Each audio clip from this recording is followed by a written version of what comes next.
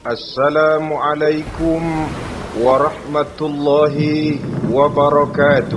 Waalaikumsalam warahmatullahi wabarakatuh. Alhamdulillahi wahdah, sadaqa wa'dah, wa nasara 'abdah, wa a'azza jundah. Wassalatu wassalamu ala man la nabiyya ba'dah, wa ala alihi wa sahbihi wa mawalah. La hawla wa la quwwata illa billah, amma ba'du. Saudara-saudara kaum muslimin rahimakumullah, seperti kita maklum bahwa Allah Subhanahu wa ta'ala menciptakan manusia dan jin untuk melaksanakan ibadah kepadanya. Manusia yang ingkar terhadap perintah ini dinamakan dengan orang-orang kafir. Sedangkan jin yang mengingkari perintah ini dinamakan dengan setan atau syaitan dalam bahasa Qur'annya. Kemudian dalam perkembangannya, jin-jin yang kafir yang dinamakan setan ini bersekongkol dan menjadi bala tentaranya iblis untuk menggelincirkan manusia dengan berbagai macam cara dan jalan dari hal-hal yang diridhoi oleh Allah Subhanahu wa ta'ala. Adapun yang namanya iblis, pada hakikatnya cuma satu saja, yaitu yang ingkar kepada perintah Allah untuk sujud kepada Nabi Adam alaihi salam. Iblis inilah kemudian yang menjadi sesepuh, raja, biang atau dedengkotnya para setan. Seluruhnya akan tunduk kepada komando iblis, akan taat dan setia kepada perintah iblis untuk mencari teman yang sebanyak-banyaknya guna menemani mereka di neraka nanti. Maka mereka pun melakukan satu proklamasi yang bisa kita baca dalam surah Al-A'raf ayat 16 dan 17, di mana iblis dengan tegas menyatakan, qala fabima aghwaytani la'aq'udanna lahum siratakal mustaqim. Wahai Allah, kata iblis, dari sebab engkau telah menghukum saya, dari sebab engkau telah mengusir saya dari surga, maka saya berjanji akan menipu, akan menggelincirkan mereka, Adam dan keturunannya, dari jalanmu yang lurus. Apa jalan yang lurus? Tidak lain Islam ini. Dengan segala cara dan jalan, iblis dan bala tentaranya akan berusaha menggelincirkan manusia dari jalan yang lurus. Caranya bagaimana? Ayat ke-17 menjawab, "Tsumma la'atiyannahum min ba'di aydihim." Akan kami datangi mereka, akan kami goda mereka dari arah sebelah depan. Kalau cara itu tidak kena, wa min khalfihim, kami goda mereka dari sebelah belakang. Andai kata cara itu pun tidak mempan, wa an aimanihim, dari arah sebelah kanan. Kalaupun itu gagal, wa an syama'ilihim, kami akan datang dari arah sebelah kiri. Pendeknya dari 4 penjuru angin, iblis dan seluruh bala tentaranya yang bernama setan belum akan puas sebelum kita tergelincir dari jalan yang lurus yang diridhoi oleh Allah Subhanahu wa ta'ala. Sebagian ahli tafsir menjelaskan bahwa jika iblis menggoda dari arah depan, yang dimaksud dari depan ini adalah dunia. Sehingga manusia menjadikan dunia sebagai tujuan akhir dari seluruh kegiatan hidupnya. Ia pergi pagi, pulang sore, peras keringat, banting tulang, tidak ada yang dikejar kecuali dunia dan cuma untuk kepentingan dunia. Dunia yang membuat orang berpaling daripada akhirat. dunia yang membuat orang lupa kepada tujuan penciptaannya, maka dunia termasuk perangkap iblis. Apa isi dunia? Biasanya yang lazim itu 3 ta itu. Harta, tahta, wanita. Itu yang bikin orang jadi sibuk sampai lupa kepada tujuan penciptaannya. Untuk apa dia diciptakan oleh Allah. Ini wa'an min baini aidihim. Kami goda mereka dari arah depan dengan menyodorkan dunia dalam bentuk yang hijau ranau, dunia dalam bentuk yang manis sehingga mereka tenggelam di dalamnya lalu melupakan akhirat. Kalau cara itu juga tidak kena, wa min khalfihim, kami datang dari sebelah belakang. Kami lupakan mereka kepada akhirat. Itu mah urusan nanti bagaimana saja. Yang penting yang kita hadapi sekarang apa? Dunia. Akhirat kita belum tahu dan bahkan belum tentu ada. Yang sudah pasti saja kita garap. Melupakan akhirat. Wa an aimanihim, yang dimaksud dari arah sebelah kanan, iblis dan setan selalu menghalang-halangi manusia untuk berbuat kebaikan. Karena kanan adalah lambang kebajikan. Sedangkan ansamailihim, kiri adalah lambang kejahatan. Dicegahnya kita berbuat kebajikan dan dibisikannya kita untuk selalu melakukan kejahatan dan kemunkaran.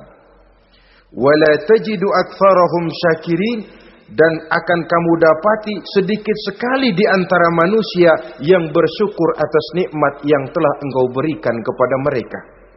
Ditanamkan rasa ingkar kepada nikmat. Jika kita tidak kufur iman, dibuatnya kufur nikmat. Mengeluh padahal hidup sudah serba cukup, merasa masih sangat kurang padahal orang lain sudah titik air liurnya melihat keadaan kita. Sedikit sekali di antara mereka yang pandai bersyukur kepada nikmat yang telah engkau berikan itu ya Allah. Jadi untuk ingkar nikmat, bisikan selalu datang dari iblis. Coba lihat itu. Temanmu yang tidak pernah sholat, rezekinya lancar, kamu berhenti saja sholat. Yang tidak pernah ke masjid, pangkatnya naik terus, udah berhenti aja ke masjid. Atau setidak-tidaknya mengeluh dalam hati, Tuhan kayaknya tidak adil, kenapa saya rajin sholat kok rezeki seret bener. Padahal pada dasarnya kalau kita mau berpikir dalam bentuk yang paling mendasar, Allah selalu memberikan yang terbaik untuk kita. Jika begini keadaan kita, inilah yang terbaik buat kita menurut pertimbangan Allah. Jika kita menuntut lebih lagi, mungkin dengan keadaan yang lebih itu kita bisa tergelincir. Dan Allah lebih tahu itu. Sebagai pencipta manusia, Allah lebih tahu tentang kemungkinan-kemungkinan yang bisa didapat dan dicapai oleh manusia. Bahasa ringannya, rezeki lu segini aja deh, lu jadi rajin sholat. Kalau rezeki lu melebihan jadi orang kaya dikit, nanti ngelihat masjid minggir. Allah selalu memberikan yang terbaik kepada kita. Saudara-saudara kaum muslimin, adapun iblis dan setan sudah menyadari betul bahwa iblis dan setan tempatnya di akhirat nanti jelas neraka. Itu mereka sudah sadari betul. Maka yang mereka kepengen sekarang bagaimana mencari teman sebanyak-banyaknya untuk menemani mereka di neraka nanti. Nah inilah yang menyebabkan mereka berjibaku betul. Bahkan ada satu riwayat itu, ada waktu-waktu tertentu di mana para setan ini laporan kepada iblis. Kalau ada yang laporan gagal, bukan main marahnya si iblis ini selaku komandan. Kata setan, Pak, saya gagal menggoda si fulan karena imannya kuat. Goblok kamu. Dengan apa kamu goda dia? Dengan kedudukan. Dia tidak mau. tempuh dengan jalan lain, barangkali dengan harta. Kalau dengan harta tidak bisa, barangkali dengan wanita. Kalau dengan wanita tidak bisa, tempuh segala macam cara. Dan mereka yang laporannya enak, artinya berhasil menggoda banyak orang-orang beriman, itu konditenya naik. Bahkan mendapat semacam piagam penghargaan sebagai kadar militan daripada iblis. Nah, mereka berusaha dengan segala macam cara mengumpulkan teman sebanyak-banyaknya. Kalau mereka sendiri sudah tahu pasti, sadar nasib saya di akhirat nanti pasti masuk neraka, diazab dan disiksa oleh Allah. Cuma saya begini ini lantaran ulahnya Nabi Adam dulu. Maka anak-anak cucu Nabi Adam harus menjadi teman-teman saya sebanyak-banyaknya guna menemani saya di dalam neraka. Oleh karena itu, pada kesempatan pertemuan saat ini kita akan membicarakan siapa sih teman-teman setan itu. Diriwayatkan dari Wahab bin Munabbih bahwa pada satu hari iblis diperintahkan oleh Allah untuk datang kepada baginda Rasulullah sallallahu alaihi wasallam dan menjawab segala pertanyaan yang diajukan oleh baginda Nabi. Datang iblis dalam bentuk orang tua pakai tongkat. Jadi iblis itu bisa malih warna, dia termasuk jenis makhluk halus toh, seperti halnya jin dan malaikat, itu bisa malih warna sesuai dengan yang mereka kehendaki. Ketika datang, baginda Nabi bertanya, "Man anta?" Siapa kamu? Dia jawab, "Ana iblis." Saya iblis. Jujur. "Limadza ji'ta?" Mau apa kamu datang kemari? Kata baginda Nabi. Dijawab oleh iblis, "Innallaha amaroni an atika wa ujibaka an kulli ma sa'altani." Allah memerintahkan saya untuk datang kepadamu dan menjawab segala pertanyaan yang engkau ajukan kepada saya. Nah, atas pernyataan ini baginda Rasul kemudian bertanya dengan dua pertanyaan. Pertanyaan pertama, iblis, "Kam ikhwanuka min ummati?" Ada berapa sih teman-temanmu dari golongan umatku? Dari golongan umatku, umat Islam ini, bukan orang lain. Kalau orang kafir sih sudah jelas, itu memang CS-nya iblis. Tapi dari umatku, siapa saja yang jadi teman-teman kamu iblis? Menjadi antekmu, menjadi alatmu sejak dari dunia sampai ke neraka nanti. Atas pertanyaan ini iblis menjawab, "Teman-teman saya dari golongan umatmu ya Muhammad, asyarun. Ada 10 orang. Ada 10 orang yang merupakan teman-teman iblis dari dunia sampai ke neraka." Siapa mereka? Pertama kata iblis, teman saya hakimun jair. Hakim yang curang. Hakim yang tidak adil. Ini bisa dimaklumi. Kenapa? Karena hakim diharapkan adalah produk keadilan. Sehingga orang mengatakan seorang hakim adalah seorang yang meletakkan sebelah kakinya di surga dan sebelah lagi di neraka. Kalau adil dia menghukum, kaki sebelah kanan yang akan menentukannya ke surga. Kalau licik dia menghukum, kaki sebelah kiri yang akan menjerumuskan dia ke dalam neraka. Saudara-saudara kaum muslimin rahimakumullah. Sesungguhnya dalam kehidupan, Kurangnya sandang pangan bukan satunya-satunya sebab yang membuat orang menderita. Tidak teraturnya perumahan, kurangnya lapangan kerja bukan satu-satunya yang menyebabkan rakyat menderita. Tapi lukanya rasa keadilan. Tidak tegaknya hukum sebagaimana yang diharapkan.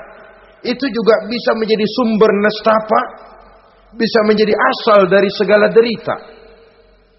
Oleh karena itu, hakim yang tidak adil, hakim yang curang, yang menghukum tidak berdasarkan hukum, tapi berdasarkan kepentingan, berdasarkan pesan sponsor, hukum bisa dibeli, ada istilah mafia peradilan. Hakim-hakim macam ini yang akan menjadi teman-teman iblis. Dan tiap kali palu akan diketuk, iblis sudah bukan main sibuknya. Kekuasaan di tanganmu, hijau katamu, hijau yang akan berlaku, merah kau ketok, merah yang akan jadi keputusan. Orang lain tidak tahu ini kesempatan untuk jadi kaya, ini kesempatan untuk naik pangkat. Manipulir hukum tidak ada yang tahu karena orang banyak yang awam dengan hukum. Saudara-saudara kaum muslimin, kalau hukum sudah bisa dibeli, atau kalau hukum cuma untuk orang-orang kecil saja, ada kelompok-kelompok yang kebal hukum, maka akan timbullah kiamat di masyarakat, di mana yang kuat makin kuat, yang lemah selalu menjadi mangsa. Oleh karenanya, hakim yang serong, hakim yang durjana merupakan teman-teman setan, merupakan teman-teman iblis dari dunia sampai ke neraka nanti. Ini yang pertama. Oleh karenanya, pada dasarnya setiap kita adalah hakim untuk keluarga, dalam pergaulan, hendaklah adil di dalam memutuskan segala sesuatu. Lebih-lebih hakim yang memang menjadi pengayom masyarakat. Bukankah lambang para hakim digambarkan dalam bentuk neraca yang berimbang? Tidak berat ke kiri, tidak juga berat ke kanan. Dalam arti objektif memberikan keputusan sesuai dengan hukum, sehingga masyarakat terlindungi. Dan hakim yang adil secara praktis adalah musuh daripada setan. Dimanapun setan dan iblis paling gak demen sama hakim yang adil. Itu merupakan musuh besar bagi setan. Yang menyalahkan yang salah, membenarkan yang benar. Walaupun yang salah orang besar, yang benar orang kecil. Dan kita memang oleh baginda Nabi diajarkan satu doa. Allahumma arinal haqqa haqqa warzuqna tiba'ah. Ya Allah, perlihatkan kepada kami bahwa yang benar itu benar. Sebab sering kita lihat yang benar jadi tidak benar. Ini memerlukan kekuatan batin. Yang benar tampakkan kepada kami kebenarannya ya Allah. Sebab sekarang banyak ketidakbenaran yang dikamuflase. Banyak ketidakbenaran yang diberikan lipstick, sehingga kelihatannya menjadi benar. Ini baik doa ini saya pikir dibaca oleh para hakim. Allahumma arinal haqqa haqqa. Ya Allah, perlihatkan kepada saya bahwa yang benar itu benar. Dan tidak cuma sekedar itu, warzuqni tiba'ah. Berikan kekuatan kepada saya untuk mengikuti kebenaran itu. Sebab kadang-kadang terjadi juga dia tahu yang benar itu benar, tapi tidak punya keberanian moral untuk mengatakan bahwa itu benar. Dia tahu itu barang yang hak, tapi tidak terpanggil mengikuti yang hak. Tidak punya kekuatan moral untuk mengikutinya. Lalu doa ini pun disambung. Wa arinal batila batilan warzuqna ijtinabah. Wahai Allah, perlihatkan kepada kami bahwa yang batil adalah batil, bahwa yang salah adalah salah, bahwa yang munkar adalah munkar. Berikan kepada kami kekuatan untuk menjauhi yang munkar, yang batil, yang zalim. Saudara-saudara kaum muslimin rahimakumullah. Kita sering mencaci kaum pelacur sebagai sampah masyarakat. Tapi sadarkah kita bahwa pelacuran di bidang hukum, pelacuran di bidang intelektual, kadang-kadang pelacuran di bidang agama, dalam arti menjual ayat untuk membela yang salah dan menekan yang benar, ini juga tidak kalah bahayanya dengan prostitusi, pelacur-pelacur yang kita anggap sebagai sampah daripada kehidupan masyarakat itu. Oleh karenanya, maka hakim yang adil merupakan musuh utama daripada iblis dan setan. Mereka akan sibuk sekali kalau seorang hakim sudah berketetapan untuk melahirkan keputusan hukum yang seadil-adilnya. Ini yang pertama, teman setan adalah hakim yang nyeleweng, yang tidak adil. Yang kedua, teman saya, kata iblis, ghaniyun mutakabbir, orang kaya yang sombong. Orang kaya sombong itu teman setan. Orang miskin sombong itu lebih teman lagi tuh. Sebab ini sudah kelewatan. Kalau orang kaya sombong barangkali masih lumayan lah, memang kaya. Tapi kalau sudah miskin sombong, minta ampun. Orang kaya yang sombong adalah musuh iblis. Sebab pada hakikatnya tidak ada yang kaya dalam kehidupan ini kalau sudah bercermin kepada apa sih yang kita punya. Nabi Sulaiman karena merasa menguasai antara masyrik dan maghrib, satu hari pernah mohon izin kepada Allah. Ya Allah, saya mohon izin kepadamu untuk memberikan makan kepada seluruh makhluk-makhlukmu sekedar satu hari saja. Baik. Satu hari Nabi Sulaiman mau menjamin menanggung makannya semua makhluk. Karena merasa kaya. Baik, kata Allah. Lalu sibuklah Nabi Sulaiman mengadakan persiapan. Seluruh bala tentaranya, jin, binatang dikumpulkan, mengumpulkan makanan yang sebanyak-banyaknya, diatur di satu lapangan yang sangat luas. Sebab ini yang mau makan tentu tidak sedikit. Nah, sudah selesai persiapan, kata Allah, sudah selesai Sulaiman? Sudah, ya Allah. Nah, aku mulai dari makhlukku yang paling di bawah, ikan. Ikan Nun dipanggil oleh Allah. Rezekimu hari ini mau ditanggung Sulaiman. Naik, makan. Naik ikan ini. Sekali makan seluruh persiapan habis. Goleng kepala Nabi Sulaiman, beliau sadar lalu sujud, maha kaya engkau ya Allah. Boro-boro nanggung makanan semua makhluk hidup sehari, ikan satu nggak keurusan. Ini baru sekali makan, bagaimana nambahnya? Jadi apa sih yang kita anggap kaya ini? Maka orang kaya yang sombong pada hakikatnya kacang yang lupa akan kulitnya. Tidak ada yang kita bawa pada saat kita terlahir ke alam ini. Sebagaimana juga tidak ada yang kita bawa pada saat kita meninggalkan alam ini. Harta kita akan pindah nama. Sebab itu yang perlu kita jaga pada hakikatnya tidak lain nilai-nilai iman. Sebab ini yang akan kita bawa. Cuma ironinya, karena iman itu abstrak, bukan benda, orang yang kehilangan iman tidak pernah ribut. Sebaliknya karena harta itu materi, benda konkret, orang yang kehilangan harta cepat merasa, cepat ribut. Motor hilang, ribut. Kenapa? Motor itu benda, kelihatan. Duit hilang, ribut. Televisi hilang, ribut. Kenapa? Benda. Tapi kalau iman yang hilang, wah kelihatannya tenang-tenang saja, Pak.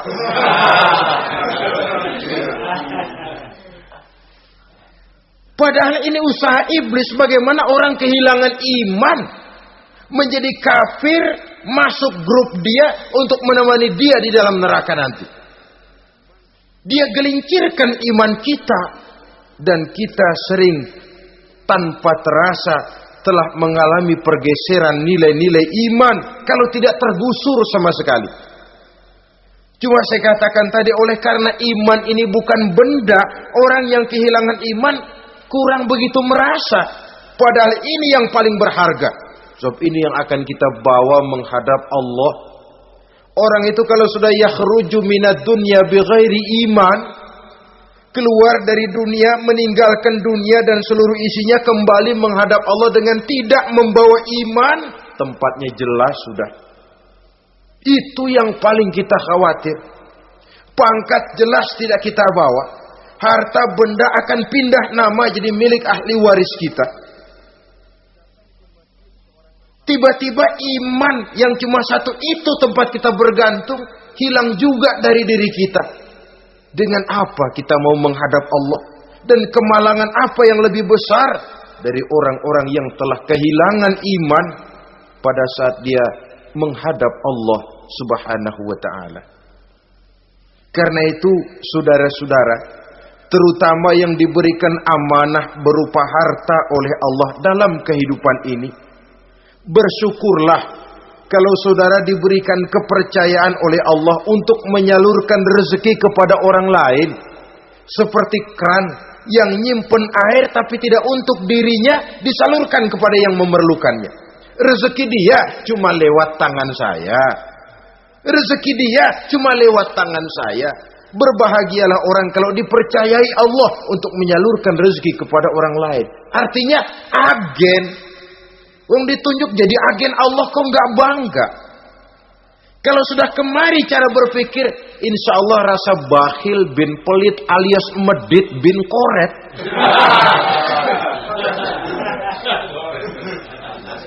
Itu insya Allah nggak ada. Kan kadang kita berpikir, yang nyari duit gue setengah mati, lu datang-datang mau minta aja pala lu. Kan itu toh kadang-kadang cara kita berpikir. Ya boleh jadi lalu terasa berat.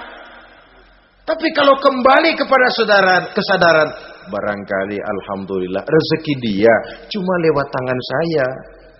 Kalau saya nggak ngasih dia, barangkali nggak semudah ini saya dapat rezeki. Allah mudahkan rezeki saya karena saya sering membantu orang-orang yang memang memerlukannya. Andai kata saya nggak membantu mereka, belum tentu rezeki selancar ini. Tidak lalu enak aja, peras keringat gua banting tulang, pergi pagi pulang sore, lu datang-datang nada aja. Berbahagialah orang jikalau sekali lagi dia dijadikan agen oleh Allah untuk menyalurkan rezeki kepada mereka yang memang memerlukannya. Kalau tidak ke arah itu kita berpikir, yang timbul bakhil. Bakhil lalu bermegah-megah dengan hartanya, timbul kesombongan. Senang melihat orang susah, lalu dia sendiri dengan hartanya cuma to show only, pameran. Lewat di kampung, senang kalau orang melotot, lihat mobilnya yang serba mengkilap, sepatunya yang serba mahal. Senang kalau, wah, semua gaya hidupnya serba jet set, wah, wah, wah. Senang betul kalau melihat orang sudah serba bengong melihat keadaan dia. Timbul takaburnya, sombongnya, ngenyek kepada yang lain. Maka orang kaya yang sombong, teman iblis, teman setan. Setan senang betul. Sebaliknya secara praktis, orang kaya yang rendah hati adalah musuh iblis. Saudara-saudara kaum muslimin rahimakumullah. Lain memang. Kalau kita diberikan ilmu di akhirat nanti, pertanyaan cuma satu, ilmumu kau amalkan untuk apa? Kalau kita diberikan umur panjang, pertanyaan akhirat satu saja. Umurmu kau habiskan di mana? Tapi kalau sudah harta diberikan kepada kita, pertanyaan akhirat dua. Min aina iktasabahu wa fima anfaqahu. Hartamu kau dapat dari mana? Kau belanjakan kemana? Depan belakang ditanya. Yang ketiga, teman iblis itu tajirun khain. Pedagang yang berkhianat. Baik kepada sesama teman pedagangnya karena ingin lebih maju dari yang lain. Terjadi persaingan yang tidak sehat di berbagai bidang bisnis. Ataupun kepada para pembelinya. Dengan mengatakan barang yang baik adalah barang yang tidak baik menjadi baik.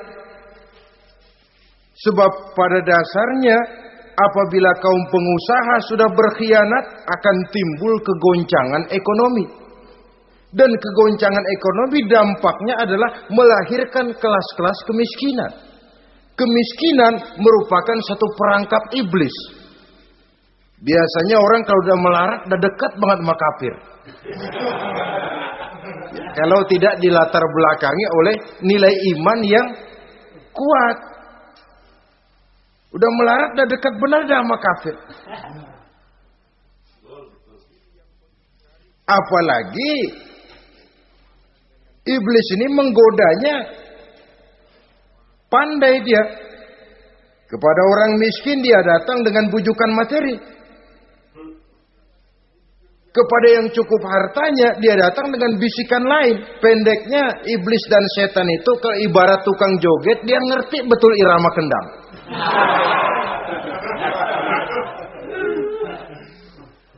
Di mana kelemahan orang itu dia selidiki, dia pelajari, dari arah situ dia masuk. Dan secara strategi perang iblis dan setan ini posisinya memang lebih menguntungkan daripada kita. Kenapa? Dia melihat kita mah nggak lihat dia.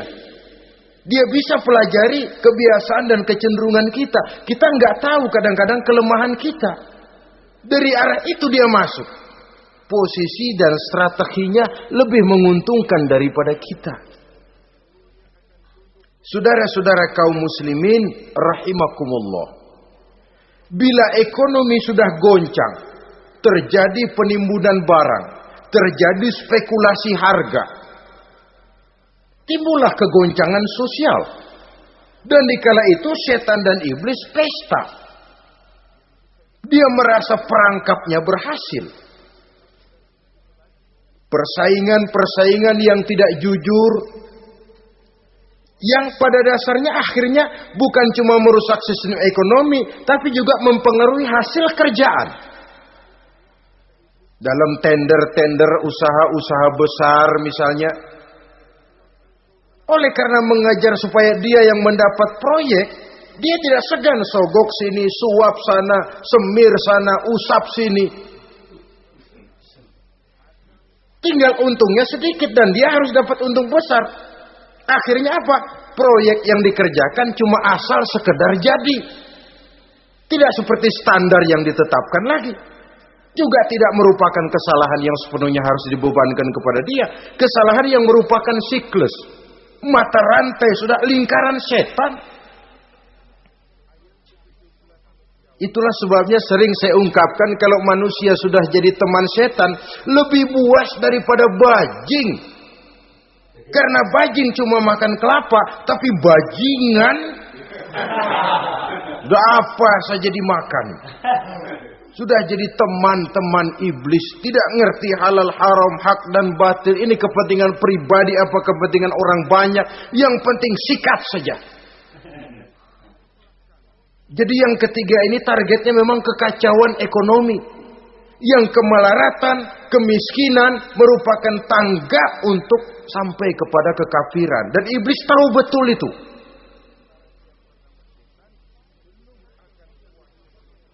Lain misalnya contoh yang diberikan oleh Rasul. Rasul kan pernah dagang di kala remaja itu.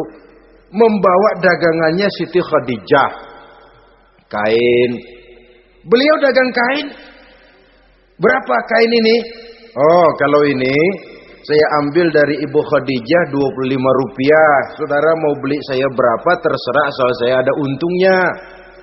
Dan kalau modalnya 25, betul-betul beliau bilang 25. Jujur. Kita kan enggak, udah bohong campur sumpah lagi.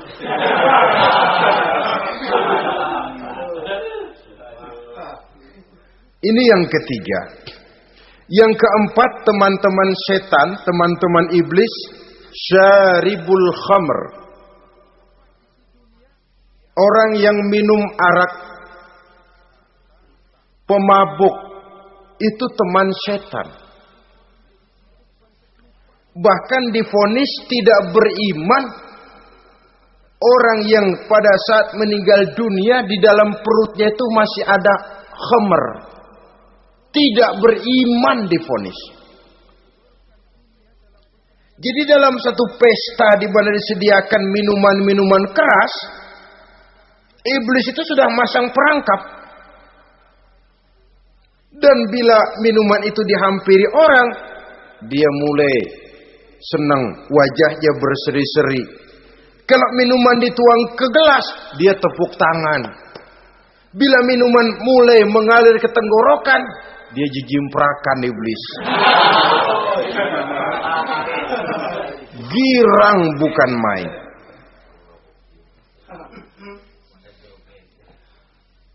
Saudara-saudara kaum muslimin rahimakumullah. Kenapa pemabuk merupakan teman setan? Karena dalam keadaan mabuk, orang kehilangan daya kontrol. Perbuatannya nyaris tidak terkontrol lagi. Tidak ada rahasia, tidak ada harga diri, tidak ada sifat memelihara, dan itu ciri-ciri daripada iblis. Syaribul khamr, orang yang suka meminum minuman keras. Itulah sebabnya memang dalam hidup ini kita harus punya filter. Allah selalu menghendaki yang terbaik dan memilihkan yang terbaik untuk kita. Kalau sudah itu minuman yang baik kata Allah, itulah memang yang baik untuk kita. Kalau itu dilarang oleh Allah, itulah memang yang tidak baik untuk kita. Jadi kalau sudah qat'i dalilnya, gak usah buang energi menyelidiki apa manfaatnya. Kalau sudah qat'i dilarang, gak usah buang energi menyelidiki apa bahayanya khamr. Allah tidak akan melarang sesuatu yang mengandung manfaat. Yang dilarang Allah tentu yang membawa mudarat dan bahaya di dalam kehidupan. Bukankah sekarang ini minuman keras sudah merupakan penghias pesta? Merupakan kebanggaan di kalangan remaja? Termasuk dalam kata khamr ini ya morfin, ganja, narkotik, dan yang sejenis dengan itu. Orang sudah merasa bangga kalau sudah fly to the sky. Membumbung ke angkasa, katanya dunia ini luas, lupa segala macam persoalan. Tapi sampai kapan? Sampai kapan orang merasa membumbung? Sampai kapan orang merasa bisa meninggalkan segala persoalan? Sampai mabuknya selesai? Ya kalau gitu mabuk aja terus.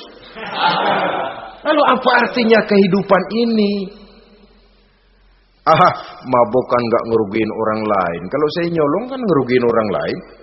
Kalau saya korupsi ngerugiin orang lain. Kalau saya zina jelas ada orang lain yang dirugikan. Tapi minum khamar, siapa yang rugi? Uang-uang saya.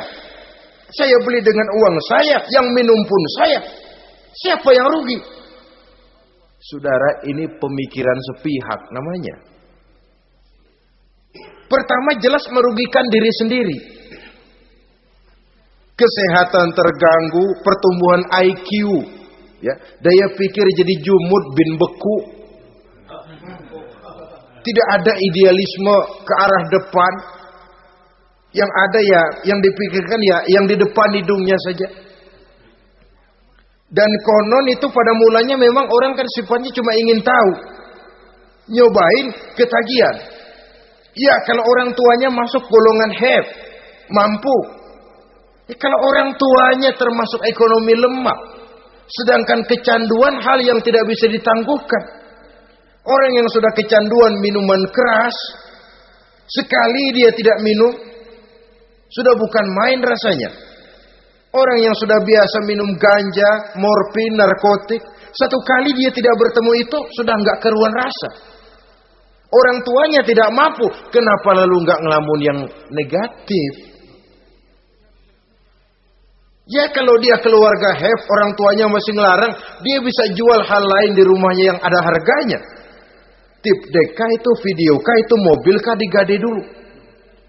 Kalau di kampung, anak-anak muda yang menengah ke bawah, kenapa enggak ayam orang disamber?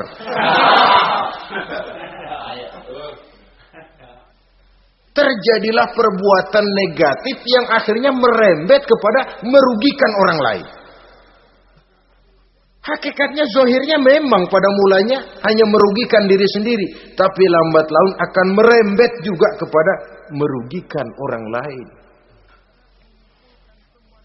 Oleh karena itu pantas kalau dalam perjalanan Mi'raj begitu hendak start dari Masjidil Aqsa menghadap Allah, kepada baginda Nabi disodorkan 2 gelas minuman, segelas susu dan segelas arak. Muhammad, kau ambil salah satu minuman itu, kau minum. Mantap. Nabi mengambil gelas yang isinya susu lalu beliau minum. Selesai minum kata Jibril, "Shaddaqta ya Muhammad, laqad asabtal haq." Kamu benar Muhammad, pilihanmu tepat. Kenapa?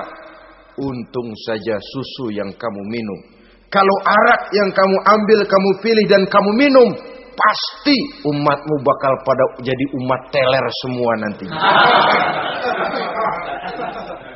Wong Nabi milih susu saja umatnya masih banyak yang teler.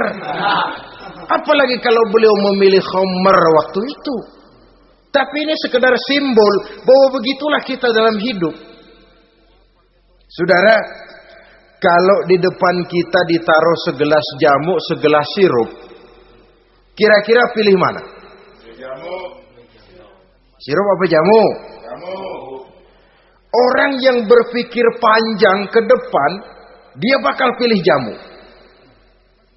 Memang pahit, getir, nggak enak, tapi besok pagi badan enteng, kerja semangat, berpikir cerdas, gairah ada.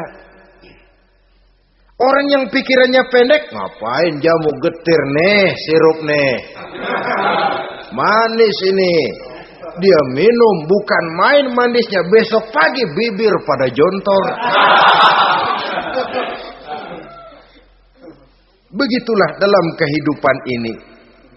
Maka hendaknya kita berusaha dengan sekuat kemampuan untuk menghindarkan diri dari minuman keras dan pengaruh-pengaruhnya. Yang kelima, teman iblis itu al-qattat, tukang-tukang fitnah. Itu suling iblis itu, trompet setan. Sebab apa? Benar kalau Quran mengatakan, Nabi mengatakan al-fitnatu asyaddu minal qatli. Fitnah lebih bahaya dari pembunuhan. Sebab apa? Pembunuhan membunuh orang secara langsung. Fitnah membunuh orang pelan-pelan. Kalau mati mendingan cepat daripada pelan-pelan. Pelan-pelan mati, cepat mati, enakan cepat, nggak ngerasain sakit. Fitnah membunuh orang pelan-pelan. Nama baik orang hancur, dicoreng-moreng di tengah masyarakat. Maka tukang-tukang fitnah, teman-teman setan dari dunia sampai ke neraka nanti. Karena fitnah lebih bahaya daripada pembunuhan. Mengada-ada yang tidak ada diada-adakan, fitnah. Melebih-lebih, berita semeter jadi 3 meter, yang 2 meter. Ya kalau positif, kalau negatif, fitnah. Memang orang bilang kalau kita nitip duit jangan harap lebih, kurang bisa. Tapi kalau nitip omongan jangan harap kurang, pas saja sudah untung itu. Biasanya lebih, namanya omongan. 1 meter jadi 2 meter, 2 meter jadi 3 meter. Itu sifat dari yang namanya omongan. Kita kirim uang, udah gak bakalan lebih dah. Ini nitip uang sama saya 50.000, tambahin 10.000, langka yang berpikir begitu. Kurang malah bisa. Enak aja nitip, gua kan kemarin pakai ongkos. Hitung transport misalnya. Tapi kalau sudah nitip omongan, pas saja sudah untung loh. Biasanya malah lebih. Fitnah pernah melanda Nabi Zakaria. Fitnah pernah melanda Habil dan Qabil. Fitnah pernah melanda Nabi Ibrahim. Fitnah bahkan pernah melanda kehidupan baginda Rasulullah sallallahu alaihi wasallam. Dalam peristiwa yang lazim kita kenal dengan hadisul ifki, bagaimana gosip pun sempat mengguncang rumah tangga kehidupan baginda Nabi. Sehingga pantas kalau beliau sendiri mengatakan al-fitnatu asyaddu minal qatli. Fitnah itu lebih bahaya daripada pembunuhan, karena fitnah membunuh orang secara pelan-pelan. Saudara-saudara kaum muslimin rahimakumullah. Lidah tidak bertulang. Soghirul jirmi azimul jurmi. Kecil bentuknya tapi besar akibatnya. Kalau kita luka karena silet 2-3 hari boleh sembuh. Tapi luka karena lidah seumur hidup kita ingat. Asal lihat orangnya ingat nih, dia nih yang ngomong kagak enak banget, gua tandain dah.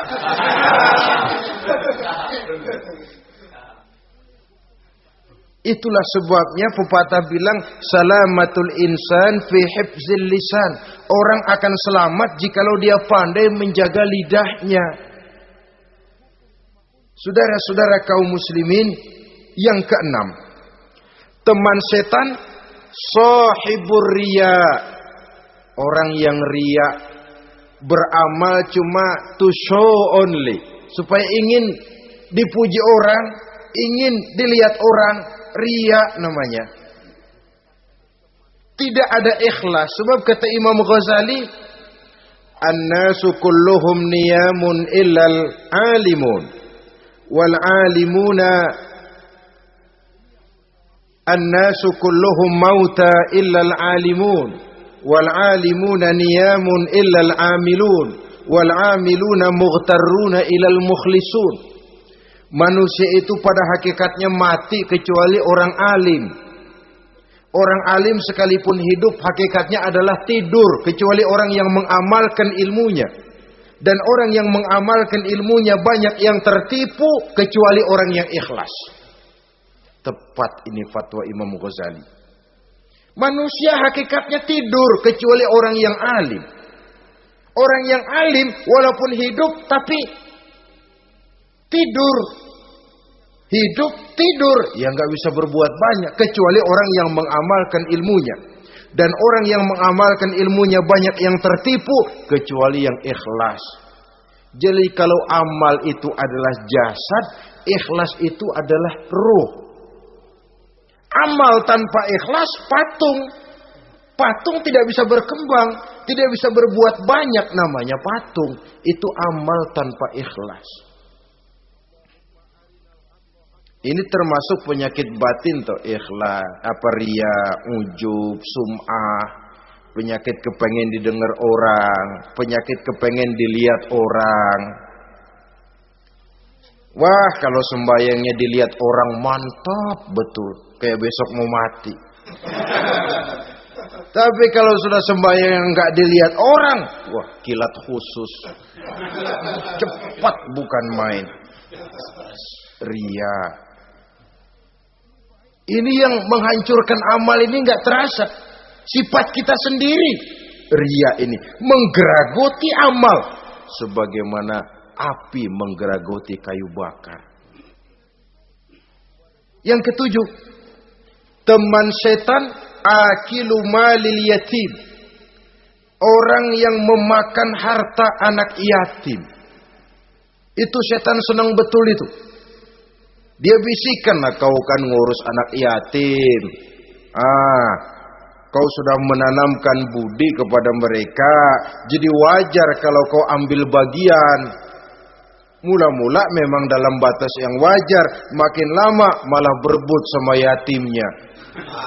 Makin kesonoin, yatimnya malah nggak keduman, panitianya yang kenyang.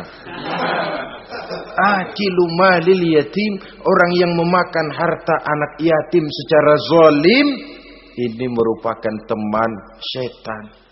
Sebaliknya, orang yang melindungi anak yatim, kata Nabi, seperti dua jari ini dengan aku di akhirat nanti. Dekat derajatnya dengan Rasul. Yang kedelapan, teman setan al-mutahawinu bis shalah. Orang yang nganggap enteng sholat, ngenteng-ngentengin sholat. Nanti aja dah, kalau udah tua-tuaan, bayang mah gampang, saban sari ada. Kalau ini nih tinju jarang-jarang. Al-mutahawin, ngenteng-ngentengin. Pada dasarnya agama itu mudah. Jangan dipersulit, tapi juga jangan dipermudah. Agama itu tidak berat. Jangan diberat-beratin, tapi juga jangan dienteng-entengin. So yang enteng kalau kita entengin akhirnya menganggap remeh. Mulanya memang sedikit, makin lama makin banyak, makin lama makin banyak, makin bertumpuk. Apalagi kalau sadar kita sholat adalah tiang daripada agama. Bagaimana rumah akan tegak tanpa tiang yang kuat? Bagaimana agama akan tegak dalam diri seseorang kalau sholatnya dia enteng-entengi? Jangankan yang sunnah, yang wajib saja. Kadang-kadang tutup lubang gali lubang. Padahal itu merupakan tiang pokok. Rumah itu untuk kuat harus ada tiang-tiang tambahan. Tiang tambahan ini ya nawafil, ya rawatib, solat-solat sunnah itu. Itu untuk menjaga stabilitas temperatur batin kita kepada Allah. Al-mutahawinu bis shalah. Jadi kalau sudah masuk waktu, beduk misalnya berbunyi, azan berkumandang, iblis mulai menyebar bala tentaranya. Pasukan, siap.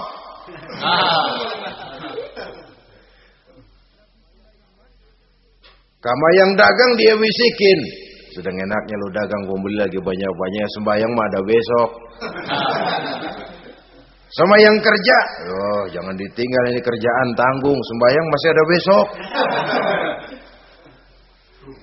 Saudara-saudara kaum muslimin rahimakumullah. Andai kata kita berhasil, kita tinggalkan kesibukan, lalu kita pergi sholat, apa iblis diam? Setan tenang? Tidak, masih dia bisiki kita. Iya, kalau mau sembahyang ya sembahyang, cuma buruan udah. Nah, yang mau belanja, yang menunggu, bukan main. Sampai rukuk kita tidak sempurna, bacaan kita semrawut, sujud kita tidak lengkap. Sholat juga, tapi disitulah masuk iblis. Atau kalau itu kita berhasil cegah, rukuk tertib, ada tumak ninah, sujud bagus, iblis masuk lagi. Wah, memang sembahyang kamu mantap. Orang lain gak ada yang sembahyang kayak kamu. Yang timbul apa? Ujub. Sombong kepada diri sendiri. Begitu rapi sembahyang, lu ya pada kagak sembahyang, apaan lu? Gua nih. Itu sudah perangkap iblis. Jadi lewat segala macam cara dan jalan, kepada yang ibadahnya bagus ditanamkan rasa ujub. Kepada yang mau berusaha bagus ditanamkan sifat was-was, buru-buru. Saudara-saudara kaum muslimin, ini yang ke-8. Yang ke-9, mani'uz zakah. Orang yang enggan membayar zakat itu teman setan. Gak ada urusan sama zakat. Sayang-sayang harta dizakatin. Saudara-saudara, padahal zakat itu kata Nabi, zakku amwalakum biz zakat. Bersihkan hartamu dengan zakat. Jadi barangkali bercampur harta itu dengan sedikit yang tidak baik, bercampur dengan yang kotor. Zakat itu membersihkan yang lain. Kita misalnya dalam satu kelas punya murid 40 orang, 42 orang, ada 2 orang yang bandel, nggak ketulungan. Sudah segala macam cara kita perbaiki, nggak juga berhasil. Ini kan kalau nggak diatasi kan mempengaruhi yang teman-teman yang 40 orang. Untuk menyelamatkan yang 40 ini, nggak apa-apa yang 2 keluarin. Bikin pemecatan. Anak saudara kami sudah tidak sanggup lagi mengajar. Dengan ini kami berhentikan dari sekolah yang kami pimpin untuk menyelamatkan teman-teman yang lebih banyak. Mengeluarkan yang 2 untuk menyelamatkan yang 40. So kalau tidak ini nanti ngerembet. Yang 40 ngikut jadi ngeres. Itu juga harta. Zakat untuk membersihkan yang masih tersisa. Yang terakhir yang ke-10. Teman setan, musuh, teman iblis, man yutilul amal. Orang yang terlalu panjang angan-angan. Penghitung bintang di langit. Yang hidup cuma ngitung jikalau. Wiridannya cuma jikalau.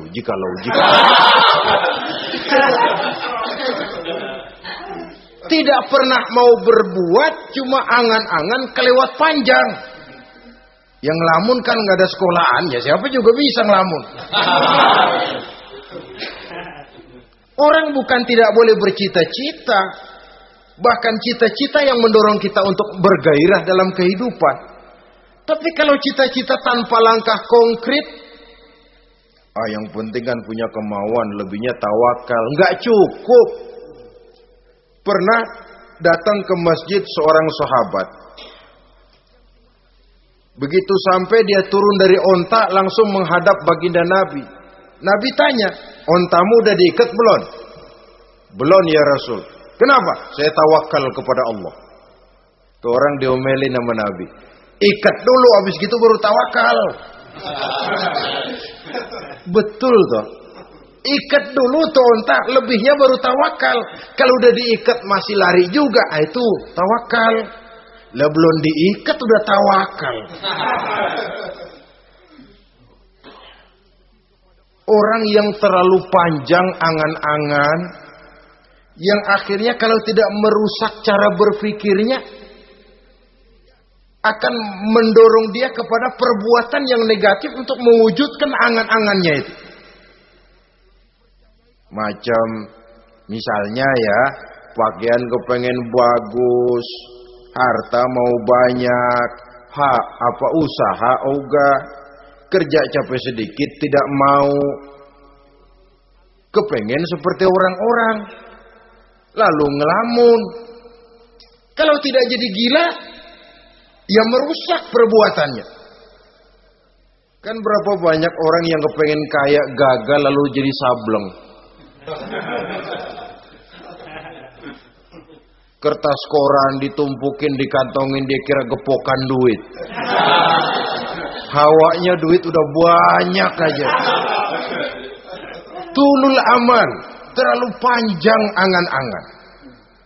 Nah, saudara-saudara, kalau kita sudah tahu itulah teman-teman setan, teman-teman iblis, mari kita berusaha jangan termasuk salah satu di antara 10 orang yang menjadi teman-teman iblis ini. Lalu cara untuk mengatasinya bagaimana? Imam Al-Ghazali rahimahullah memberikan tuntunan. Pertama, untuk mengatasi perangkap setan, jangan sampai kita termasuk salah satu teman setan, zikrullah. Banyak ingat kepada Allah. Sebab Nabi bersabda, inna zikrallahi ta'ala fi janbi syaitan kal akillati fi janbi ibni Adam. Sesungguhnya zikrullah, zikir kepada Allah itu dapat menyakiti setan sebagaimana penyakit menyakiti lambung anak Adam. Jadi setan itu akan kurus kalau kita hantam pakai zikrullah. Setan tidak berdaya, lemah kalau kita hantam pakai zikrullah. Ingat Allah, selalu merasakan kehadiran Allah dekat dalam hidup. Itu senjata pertama. Dengan zikrullah, setan kurus. Kalau udah kurus, ya lemes, nggak berdaya ngadepin kita. Tapi kalau nafsu yang kita ikutin, kita umpanin tuh setan. Lah gemuk, begitu gemuk, makin berleluasa dia ngutak-ngatik kita. Yang kedua, jangan mendekati tempat maksiat. Sebab man hama haulal hima yusiku ayyaqafi. Orang yang main di pinggir kali ditakutin kecebur di kali. Jangan mendekati tempat yang cenderung membawa kita ke tempat maksiat. Saudara-saudara, yang ketiga, mengosongkan perut. Dalam arti rajin puasa, puasa sunnah. Kata Nabi, inna syaitan yajri min ibni adam majrad dam fadayyiku majariyahu bil ju'. Setan mengalir dalam diri manusia seperti mengalirnya darah. Maka persempit jalan setan dengan apa? Bil ju', dengan memperbanyak lapar. Bukan memperturutkan syahwat. Pantas kalau Nabi bilang, saya adalah sekelompok orang yang tidak makan kecuali kalau kami lapar. Dan kalau kami makan, tidaklah sampai kekenyangan. Bukan enggak kenyang, tapi enggak kekenyangan. Yang terakhir kata Imam Ghazali, hendaknya kita selalu ingat bahwa tujuan iblis dan setan adalah menjerumuskan manusia, menyengsarakan manusia, supaya kita menjadi teman mereka di neraka nanti. Kalau ingat itu, insya Allah kita bisa mengerem diri. Nah, inilah saja yang dapat kita sampaikan pada pertemuan kali ini. Mudah-mudahan ada manfaatnya. Terima kasih dan mohon maaf. Usikum wa nafsi bitaqwallah. Wassalamualaikum warahmatullahi wabarakatuh. Waalaikumsalam warahmatullahi wabarakatuh.